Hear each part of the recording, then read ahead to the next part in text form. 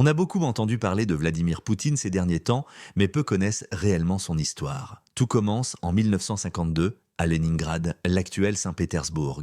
Son père, Vladimir Spiridonovitch Poutine, a combattu dans l'armée rouge durant la Seconde Guerre mondiale avant de redevenir ouvrier, comme beaucoup de soldats démobilisés après la victoire contre l'Allemagne nazie. Sa mère, Maria Ivanovna, a elle aussi survécu aux horreurs du siège de Leningrad avant de travailler dans une usine ferroviaire. L'austérité, la souffrance et le souvenir de la guerre marquent profondément ses parents, et c'est dans ce contexte que grandit le jeune Vladimir. La famille vit dans un appartement communautaire, une seule chambre pour eux trois. Les autres pièces, cuisine, salle de bain, toilette, étant partagées avec d'autres familles.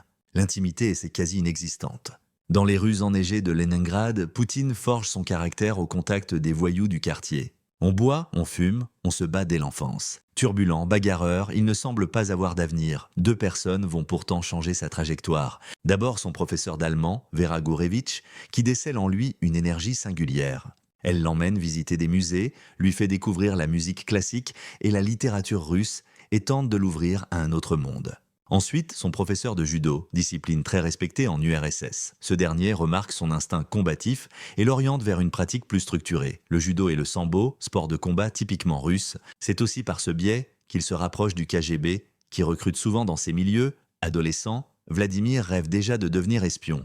Une série télévisée soviétique, Les 17 moments du printemps, qui mettait en scène une sorte de James Bond rouge, nourrit encore davantage son imagination. Mais le KGB ne recrute pas que des muscles. Il faut aussi un bagage intellectuel et administratif solide. En 1970, à 18 ans, Poutine intègre la faculté de droit de Leningrad. Il y étudie la philosophie politique, se perfectionne en allemand et rédige un mémoire sur le commerce international. 5 ans plus tard, diplômé, il est prêt à entrer dans le monde des services secrets. Mais la réalité est bien loin de ses rêves d'espionnage. Le KGB le place au contre-espionnage au bas de la hiérarchie. Son quotidien se résume à des tâches bureaucratiques ennuyeuses. En 1983, il épouse Lyudmila, sa compagne depuis plusieurs années. Elle découvre alors qu'il n'est pas policier, comme il le prétendait, mais espion. Malgré la surprise, le couple reste soudé et donne naissance à 2 filles. Maria et Katerina, en 1984, à 32 ans, Poutine est envoyé à Moscou à l'Institut Andropov, l'école d'élite du KGB, surnommée l'Institut du Drapeau Rouge. Il y reçoit une formation complète et se voit attribuer un nom de code, Platov. 1 an plus tard, il est affecté à sa première mission à l'étranger. Ses rêves de Londres, Paris ou New York s'évaporent vite. Ce sera Dresde, en Allemagne de l'Est, sous contrôle soviétique. Là-bas, sa mission est de recruter des informateurs. Mais à nouveau, il s'ennuie. En 1989, un événement bouleverse tout, la chute du mur de Berlin. À Dresde, la population manifeste contre le régime communiste et menace directement les locaux du KGB. Poutine, inquiet, protège sa famille et organise leur retour à Leningrad, devenu entre-temps Saint-Pétersbourg où l'URSS s'effondre. L'ancien espion doit se réinventer. Il vit dans la peur, dormant parfois avec son arme sous l'oreiller, mais comprend vite que son avenir passe par la nouvelle Russie démocratique. En 1991, il rejoint Anatoly Sobchak, élu maire de Saint-Pétersbourg. Poutine devient son conseiller discret, mais influent.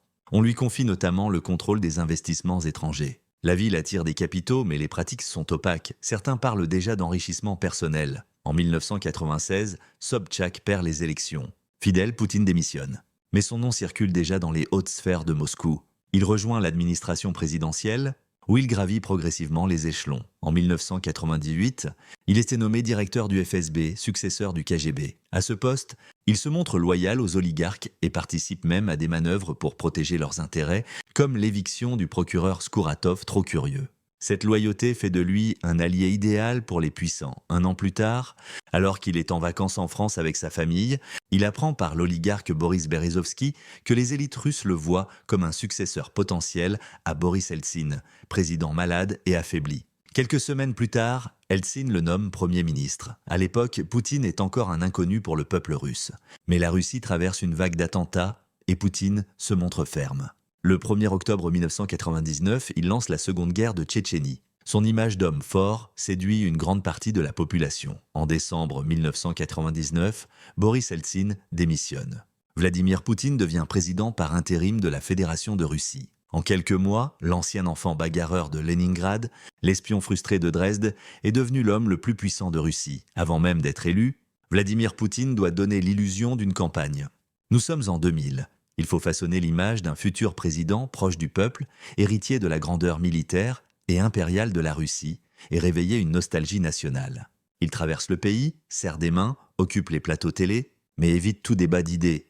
Le 26 mars, sans surprise, le verdict tombe, Poutine est élu dès le premier tour avec près de 53% des voix. Boris Eltsine, qui l'a propulsé, attend un appel de remerciement qui ne viendra jamais. Le ton est donné, ce sera la rupture, pas la filiation. Poutine promet deux choses aux Russes, relever le niveau de vie et rendre à la Russie une influence internationale. Il se présente en chef de guerre, le conflit tchétchène bat son plein, et en chef d'État décidé à brider la toute-puissance des oligarques. Son pays est alors fracturé, réformateur pro-Occident, nostalgique soviétique, monarchiste. Pour fédérer, il mêle symboles. Il conserve la mélodie de l'hymne soviétique avec de nouvelles paroles, rétablit le drapeau tricolore pré-révolutionnaire et affiche, du moins en façade, une main tendue à l'Occident. En 2001, au Bundestag, il prononce un discours pacificateur. Après le 11 septembre, il soutient George W. Bush contre le terrorisme. Poutine parle à tous, pour tirer parti de chacun, c'est la naissance du consensus poutinien. On vit mieux que dans les années 1990, alors on le soutient. Même si la dérive autoritaire s'affirme, deux axes structurent son pouvoir. La verticale du pouvoir, resserrer l'autorité du centre au détriment des régions, et la dictature de la loi, ramener les grandes entreprises sous la coupe de Moscou. La main de fer s'installe. En 2004, il est réélu triomphalement, 71%. Il enfonce alors le clou. Lors des 60 ans de la victoire sur l'Allemagne nazie, il qualifie l'effondrement de l'URSS de « plus grande catastrophe géopolitique du XXe siècle ». Le virage anti-occidental s'affirme. À Munich, en 2007, il délivre un discours manifeste contre l'hégémonie américaine, l'apogée doctrinale. Cette radicalité s'explique aussi par l'environnement. La Géorgie et l'Ukraine se rapprochent de l'Ouest dès 2003-2004 et l'aura de la Grande Russie promise vacille. À l'intérieur, ses méthodes interrogent. L'affaire du Koursk, sous-marin nucléaire coulé en 2000, choque. 118 marins périssent. Moscou refuse d'abord l'aide étrangère et la communication du Kremlin sidère reste un obstacle. La Constitution limite à 2 mandats consécutifs. En 2008, Poutine orchestre donc l'élection de son fidèle Dmitri Medvedev qui devient président et nomme Poutine Premier ministre. Les rôles sont inversés, la ligne politique perdure. Medvedev tente bien d'afficher des priorités personnelles, lutte anticorruption, modernisation numérique, mais l'ombre du numéro 2 pèse. En août 2008, la Russie envahit la Géorgie. Guerre courte, message clair. Poutine, à l'arrière-plan, demeure le véritable centre de gravité. Lui prépare déjà 2012, il soigne son image, torse nu, à cheval, pêcheur, pilote, soldat, icône virile d'un ordre retrouvé. Mais l'ouverture numérique encouragée par Medvedev fait bouger la société. En 2011-2012, de grandes manifestations anti-Poutine secouent Moscou. Une Russie sans Poutine, clame l'opposition où l'on croise Garry Kasparov. Le candidat reste imperturbable, dénonce une manipulation occidentale et attend l'échéance. Le 4 mars 2012, il revient au Kremlin avec 64% des voix. Le discours se durcit, patriotisme, valeurs traditionnelles, conservatisme assumé, rapprochement avec l'Église orthodoxe. Il divorce de Lyudmila mais s'affiche comme gardien des racines.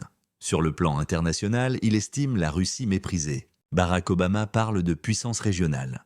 Camouflet, Poutine renforce alors le soft power, avec RT et Sputnik. En 2014, annexion de la Crimée, réunification. Selon Moscou, le pays soigne aussi son image, Jeux Olympiques de Sotchi 2014, Coupe du Monde de football 2018. Poutine vise à redevenir incontournable. En 2018, il est réélu pour un 4e mandat, 77%. Il promet une Russie pour tous, et puissante et prospère. En 2020, une réforme de la Constitution ouvre la voie à un maintien au pouvoir jusqu'en 2036. L'opposant Alexeï Navalny est emprisonné en 2021. En février 2022, Poutine reconnaît les républiques séparatistes du Donbass, puis annonce une opération militaire spéciale en Ukraine. Malgré les condamnations occidentales, il persiste. Les images de la table interminable face à Emmanuel Macron deviennent symboles d'un dialogue impossible. Le 18 mars 2022, au stade Loujniki, il harangue la foule. La Russie se replie sur une vision de confrontation, portée par un discours de civilisation. Depuis son retour au Kremlin en 2012, la ligne est constante. Centralisation, conservatisme, affirmation de puissance, défiance vis-à-vis de l'Occident. Aux yeux de Poutine, 2 mondes s'affrontent. Et un seul, pense-t-il, doit l'emporter.